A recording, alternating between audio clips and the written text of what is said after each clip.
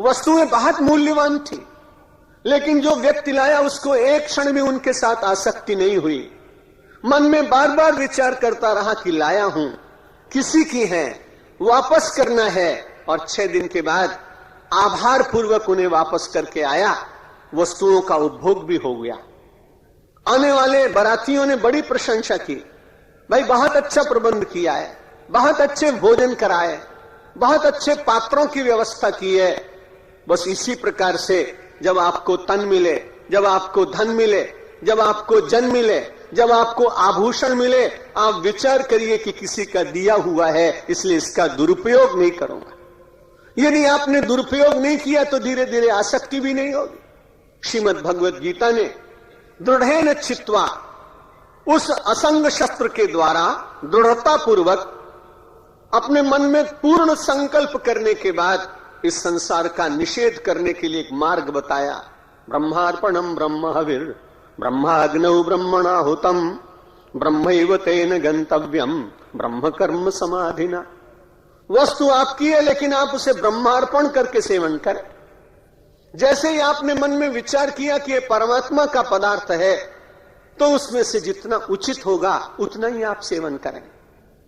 और दूसरी बात, जब परमात्मा का दिया हुआ है तो परमात्मा का बनाया हुआ इस संसार भी, परमात्मा के बनाए हुए वे वनवासी लोग भी हैं जिनके पास कपड़े नहीं, परमात्मा के निर्मित वे विकलांग लोग भी हैं जिनका शरीर टूटा हुआ है, परमात्मा के द्वारा निर्मित वो लोग भी हैं जो अज्ञानी और अशिक्षित हैं और जिनके पास पढ़ने के लिए पुस्तकें नहीं।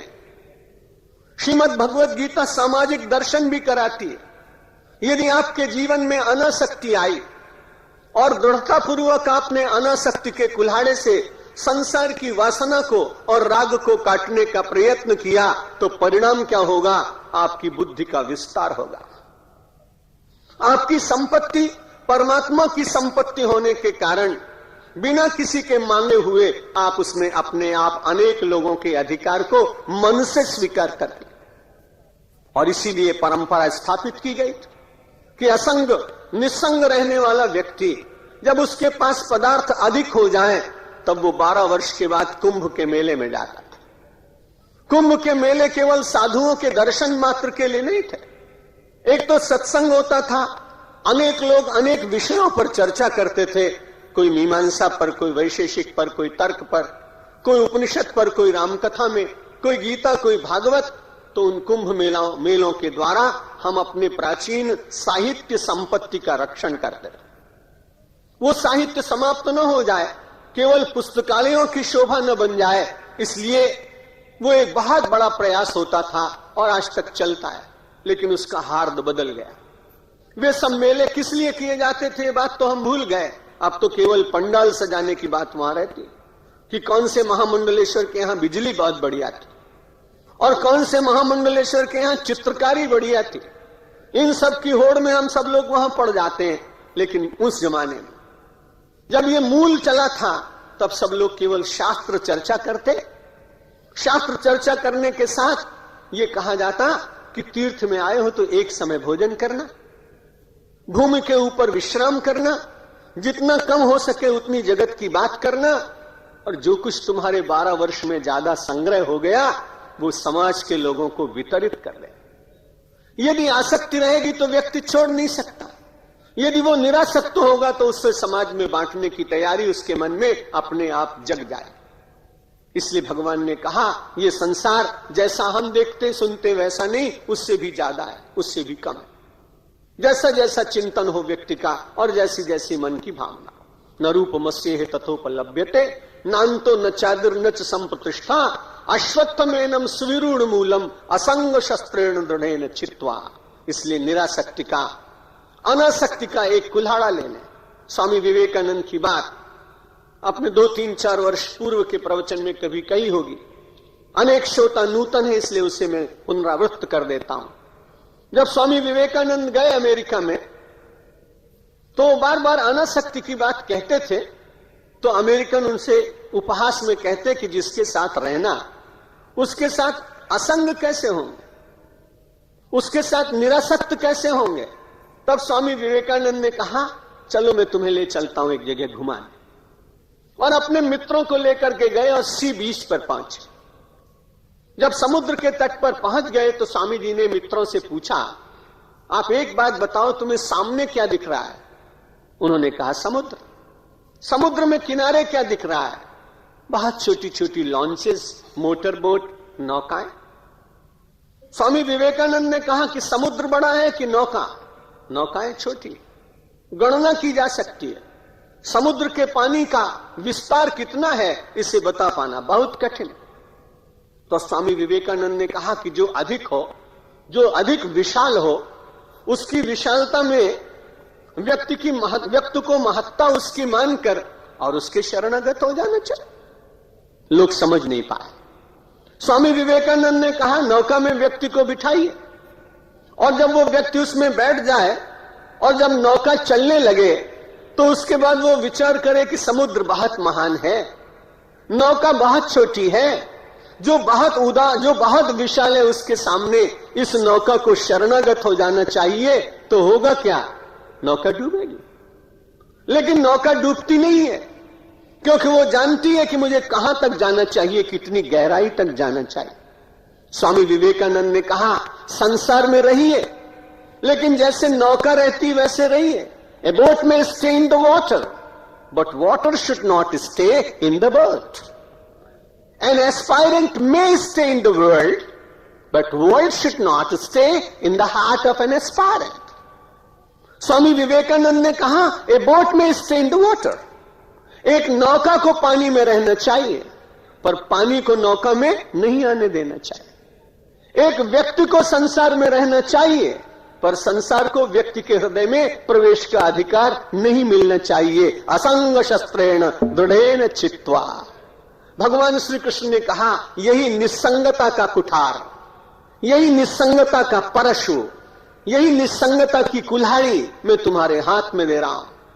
और यदि तुम निस्संग भाव से संसार में रहोगे तो तुम्हें कोई लिप्त नहीं कर सकेगा। और जब व्यक्ति लिप्त नहीं होता तो फिर उसे मन में कोई पीड़ा नहीं होती।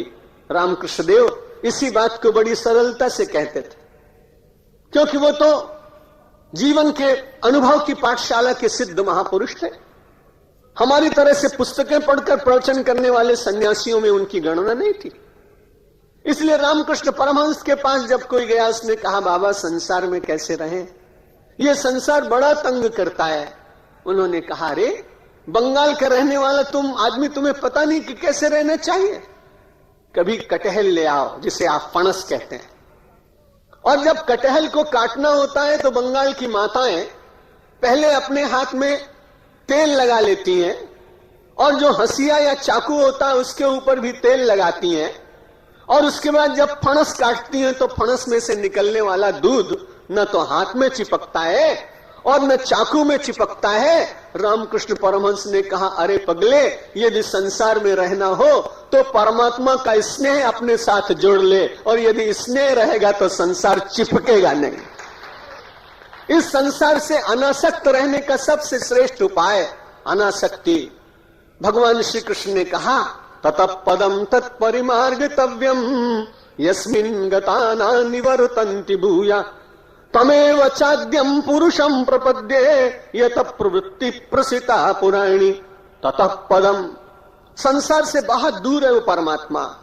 तत्परिमार्गितव्यम यस्मिन् गताना निवर्तन्ति भूया। संसार में से चलते चलते उस मार्ग पर चलना है कि जहां पहुंच जाने के बाद व्यक्ति को लौटना नहीं पड़ता है। संसार में व्यक्ति कभी आपको ऐसा नहीं मिला होगा जिसने भोजन करते करते ये ने कहा हो कि मैं तृप्त हो गया। किसी व्यक्ति को रसगुल्ले बहुत अच्छे लगते हो, आप उसे खिलाइए, 10-12 रसगुल्ले खाने के बाद वो कहेगा, नहीं अब मैं नहीं खाऊंगा। किसी आदमी को आइसक्रीम बहुत अच्छी लगती हो, आप उसे खिलाइए, थोड़ी देर के बाद कहेगा कि अब इससे ज्यादा मैं नहीं खाऊंगा। लेकिन किसी व्यक्ति को परमात्मा की प्राप्ति का आनंद का सुख मिल गया हो, फिर आप उससे पूछिए, वो कहेगा, नहीं मैं तो इसमें आनंद में रहूंगा, मैं इसे कभी बंद नहीं करूंगा, मैं इसमें तृप्त नहीं हूं। राम कथा जे सुनत अघाई कि रस विशेष तिन जाना नहीं। जिन्होंने भगवान और भगवान के गुणानुवाद इन दोनों में तृप्ति का अनुभव किया हो, गोस्वामी जी महाराज कहते हैं उन्हें अभी रस की प्राप्ति नहीं हो। इस जीवन के मार्ग पर चलते चलते ततः पदम तत्परिमार्ग तव्यम, जो सारे संसार में सबसे ऊंचा है, उस पद को प्राप्त करने के लिए व्यक्ति चलता है। यस्मिन गताना निवर्तन्ति भूया, जिसमें प्रविष्ट हो जाने के बाद फिर से संसार में उसे लौटकर आना नहीं पड़ता है। संसार में लौटकर आने के लिए कुछ वासना चाहिए, लेकिन भक्ति के, ज्ञान के, वैराग्य के, निष्काम कर्म के मार्ग पर चलते चलते मनुष्य की वासना धीरे धीरे अपने आप गल जाती, वो फिर लौट कर नहीं आ सकता है। नमक की पुतली, उसने एक दिन विश्वास पूर्वक कहा कि लोग समुद्र को नापने के लिए जाते हैं, चलो मैं इस बार जाऊंगी। तो नमक की एक पुतली ने समुद्र को नापने की मन में इच्छा की। लोग प्रतीक्षा करते रहे, बड़े विश्वास पूर्वक गई है, इसलिए तो जरूर लौटकर नाप बताएगी कि कितने मीटर गहरा समुद्र है। लेकिन नमक की बनी हुई पुतली जैसे धीरे धीरे चली, चलती चलती चलती अचानक गलती चली गई, गलती चली गई, समुद्र से एकाकार हो गई, आज तक लौट नहीं आई, लौट कर नहीं आई। वो भगवान का परम पद, वो परमात्मा के परम प्रेम का सरोवर, उसमें स्नान करने के लिए, अवगाहन करने के लिए जब जीव चला, तो चलते चलते चलते चलते था तो पहले छोटा सा एक बिंदु, लेकिन बिंदु के मन में विचार जग गया कि मैं सिंधु बन जाऊं, तो उसने खोज प्रारंभ की और बिंदु वो गिरा एक सरिता में। जब वो सरिता में गिरा तो सरिता से उसने कान में कहा, मैं बहुत छोटा हूं, लेकिन तुम में बड़ी शक्ति है, तुम प्रवाहित हो, इसलिए मेरे एक स्वप्न को साकार करोगी क्या? सरिता ने पूछा, तेरा क्या स्वप्न है? मेरा स्वप्न यह है कि मैं बिंदु हूं, लेकिन तुम्हारा आश्रय प्राप्त करके मुझे ऐसा लगता है कि मैं शायद अपने जीवन के स्वप्न को साकार कर सकूं। तुरंत सरिता ने उस बिंदु को अपने साथ ले जाकर के और सिंधु में डाल दिया। जब सिंधु में वो चला गया तो उसके बाद अब सरिता ढूंढने लगी कि बिंदु कहां है, जरा बात तो कर लूं। कैसा विचित्र है कि मैंने इसे लाकर सिंधु में इसका संगम करा दिया, लेकिन बड़ा एहसान फरामोश है, इसने थैंक्स भी नहीं दिया मुझको। लेकिन करता क्या बेचारा वो बिंदु, वे तो सिंधु में एकाकार हो गया। यस्मिन गताना निवर्तन्ति भूया, जहां पहुंचने के बाद लौट ही नहीं सकता है। उस असंग शस्त्र के द्वारा संसार की आसक्ति को काटते हुए, संसार रहते हुए भी संसार का विलोपन करते हुए, ततः पदम तत्परिमार्ग तव्यम यस्मिन गताना निवर्तन्ति भूया तमेव चाद्यम। भगवान कहते हैं, अर्जुन वही आदि है परमात्मा, और उसी की शरण में जाना चाहिए। प्रत्येक व्यक्ति का शरण्य क्या होना चाहिए? यदि जगत के शरणागत हुए तो जगत बिना रुलाए आपको छोड़ेगा नहीं, क्योंकि आज आपसे प्रसन्न है, कल आपसे अप्रसन्न हो जाएगा। आज संबंध अच्छे हैं, कल संबंध बिगड़ जाएंगे। आज संपत्ति मिली है, कल दिवाला निकल सकता है। आज सरकार के पास पैसा जमा है, जैसे राज्य ले लिए, प्रिवी पर्स बंद कर दिया, आपके फिक्स डिपॉजिट का पैसा भी गायब कर सकती है। इसलिए संसार में क्या भरोसा कि कल क्या होगा? इसलिए भगवान ने कहा, तमेव चाद्यम पुरुषम प्रपद्ये। इसलिए उस आदि पुरुष परमात्मा के शरण में जाना चाहिए। यहां प्रपद्य शब्द कहा है, प्रपन्न होना चाहिए। और यदि कोई एक बार प्रपन्न हो जाए तो परमात्मा उसके समस्त पापों को क्षमा करता है। सकृतदेव प्रपन्नाय तवास्म इति च याचते अभयम सर्वभूतेभ्यो ददामि एतद् व्रतम मम। वाल्मीकि भगवान श्री राम का वचन, सकृतदेव प्रपन्नाय। कोई एक बार कह दे, परमात्मा तवास्मि, मैं आपका हूं, मैं आपकी शरण में हूं, मैं तुम्हारा हूं, इति च याचते, एक बार ऐसा कहे। भगवान कहते हैं, अभयम सर्वभूतेभ्यो, मैं सारे संसार के लोगों को अभय का वरदान देता हूं। ददामि एतद् व्रतम मम, हर एक का एक व्रत होता है। कोई एकादशी का व्रत करता है, कोई पूर्णिमा का व्रत करता है, कोई अहिंसा का व्रत लेता है, कोई व्यक्ति सत्यव्रती होता है, कोई ब्रह्मचर्य का व्रत लेता है। भगवान का एक व्रत है, यदि मेरी शरण में कोई आ जाए तो मैं उसे अभय का वरदान देता हूं। और यदि कोई व्यक्ति शरण में आए तो आए कैसे?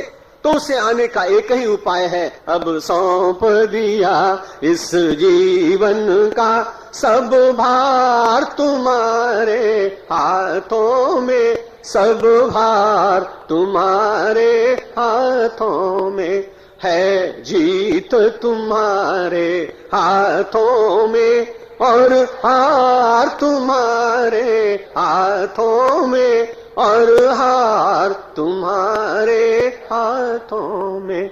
मेरा निश्चय बस एक यही, एक बार तुम्हें पा जाऊं मैं, एक बार तुम्हें पा जाऊं मैं, अर्पण कर दूं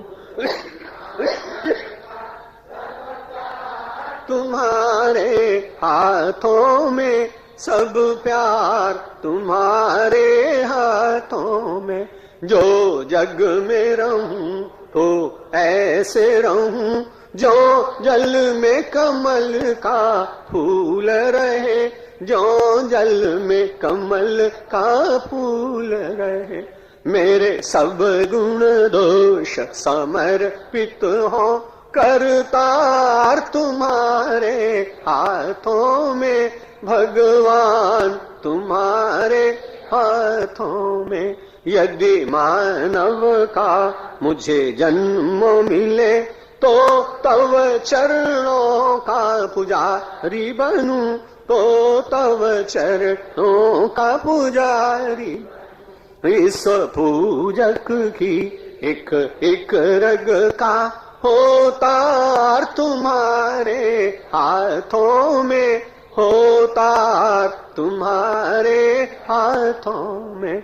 जब जब संसार दी बनूं, निष्काम भाव से कर्म करूं, निष्काम भाव से फिर अंत समय में प्राण तजूं, निराकार तुम्हारे हाथों में, साकार तुम्हारे हाथों में। मुझ में तुझ में बस भेद यही, मैं नर हूँ तुम नारायण हो, मैं नर तुम नारायण हो, मैं हूँ संसार।